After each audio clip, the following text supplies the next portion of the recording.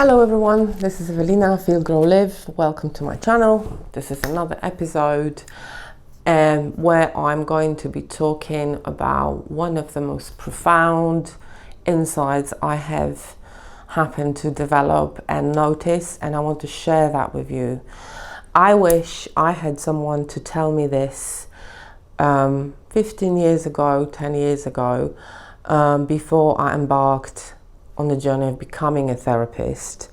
It is being said in a lot of different ways, but I have developed my own way of understanding it, and it seems to be confirming itself in the work with clients. There is something about this concept that anyone can relate to. And that concept is called the relationship with the self. I had spent, and I do spend a lot of hours, and I had spent many years asking myself various questions that would make me frustrated or angry, or I couldn't understand. Why can I not achieve what I want? Why do I keep making the same mistake? Why do people are treating me this way? Why am I invisible? Why am I anxious? Why am I depressed? So these are normal, very common questions that people ask themselves. What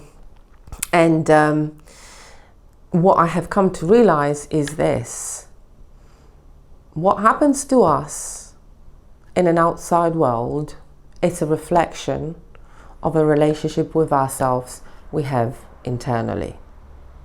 We have a thing called the self. Some people refer to it as a soul. Some people refer to it as the mind. Some people refer to it as a brain.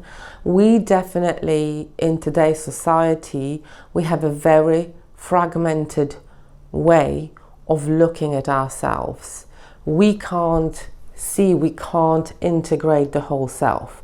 But the self that I'm talking about is everything you had been before people started giving you labels.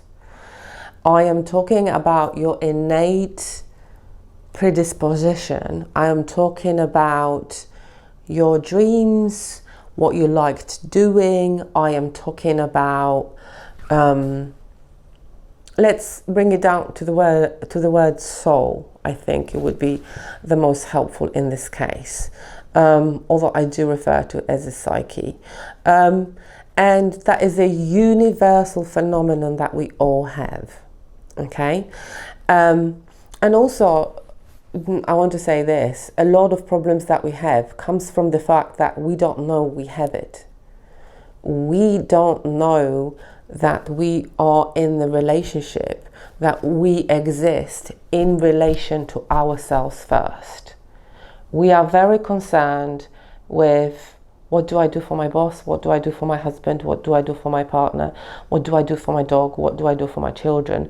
But we are completely in denial about, first of all, you have yourself, and it starts with you. So if you want to transform, and if you want to understand your life, you want to get insight into the whys that you might have and carry, and the whys are usually pretty consistent. People say, I've always wondered, or so if you want to understand your whys, I invite you to look at the relationship with the self. You might even don't know that you are in one. You don't know you are in one. You don't know you are responsible for that relationship. Okay, it may take you some time for that to sink in, but that is the most transformative, fundamental, profound piece of psychological knowledge that you may gain. And some people are in therapy for a very long time, and they still don't want to see that. It's a very difficult step in one's developmental stage to realize that you are responsible for yourself. And unless you take responsibility for that relationship, you will have a very hard time living your life and experiencing life. Because everything that happens on the outside, in the outside world, at your work, with your other relationship, with your children, is the extension of the relationship with yourself. Okay? And this is it. I invite you to explore that for yourself. I invite you to think about, what did you think of yourself when you were 20 or 25? What ideas did you have about yourself beyond what you're going to eat for lunch, if at all you knew that, or what clothes are you going to buy, and what games are you going to play, and where you're going to go out, right? A stable, centered, strong, good life comes from knowing that you are in the relationship with yourself. Comes from knowing who you are and living that life. It doesn't come from living other people's narratives. So if you want to explore that concept, I will guide you through that exploration, because I'm very curious myself.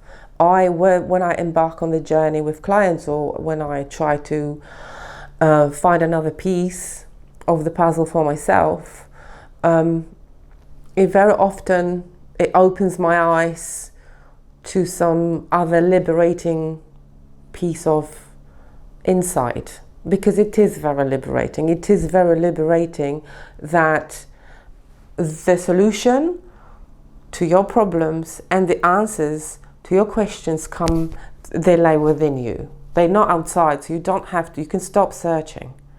Another self-help book is not going to do it. Maybe it will, and there's time for that as well. There are stages to waking up, and there are stages to building awareness about fundamental things. So if you are at the stage of being slightly frustrated with not being able to find the solution to your issues, if you have tried to battle anxiety or battle depression, and you have done everything by the book, or you have done everything you've been asked to do, and it still has not brought you peace and liberation, I invite you to look at that through the lens of the relationship with yourself.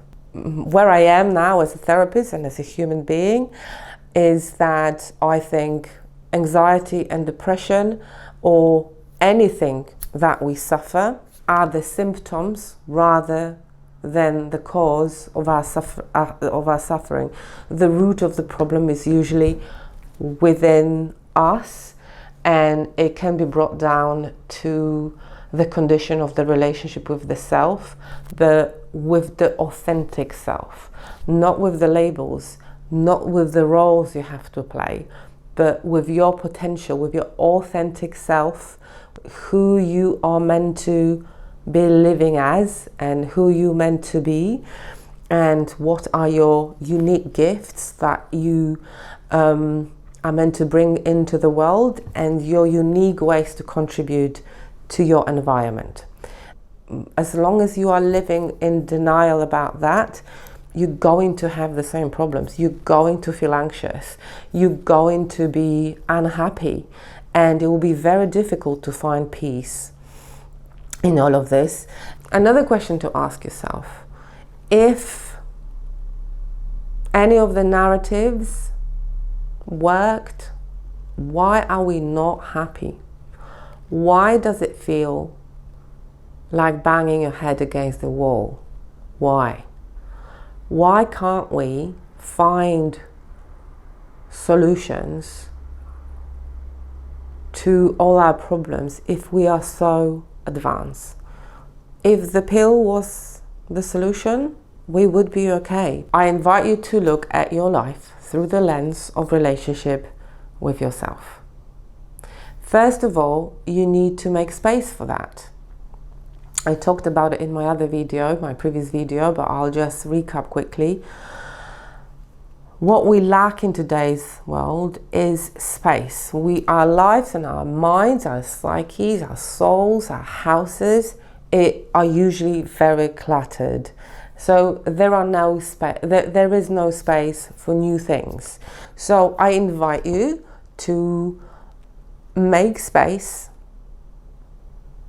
in your week where you're going to be giving the relationship with yourself the time to think. Okay? If you are accepting the assumption that you are in the relationship with yourself, and if you are accepting that you want to look at it, you need to be thinking about, okay, it takes some work to be working on that relationship, because a lot of what you find will be wonderful there, because there are beautiful parts of you and there's heaps of good in you, but also you will find some things to sort out and unpack. Some parts of that relationship would probably need healing. So I invite you to make space for this. I invite you to make it a ritual in your week.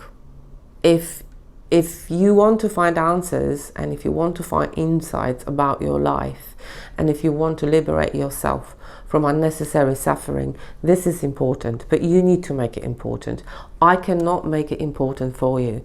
So you need to be able to say to yourself, this is important for me. I'm going to be looking into that on Thursday, 7 o'clock, on Saturday morning, or I'm going to be waking up an hour early on Sunday, whatever.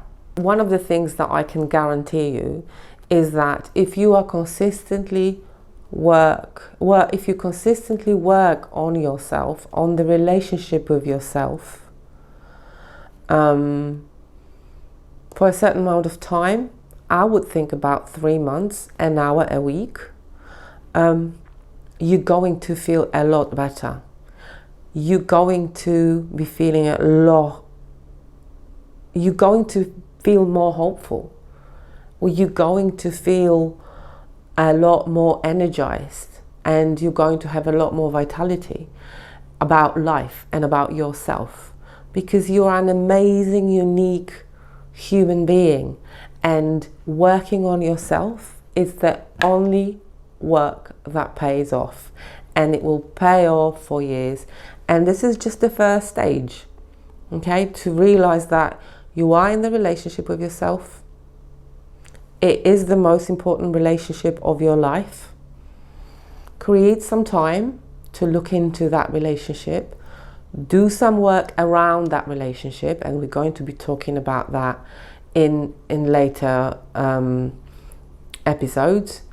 But I can guarantee you that if you work on yourself and give yourself some time, you give yourself give your inner world and that relationship with yourself attention, focus, some care, some nurturing, and we'll talk about what that means. It will pay off. You will feel more peaceful, you will feel more happy, you will feel free. You will feel free. So if you like the video today, please hit the button. Tell me what you think in the comments, and I'll see you soon. The next episode will be about the relationship with yourself and how to work in it, what's important, how to prioritize, because there will be a lot of things that you will find. But this is just the first stage. I'll guide you through it, so don't worry about it. And thank you very much for listening. Thank you. Bye-bye.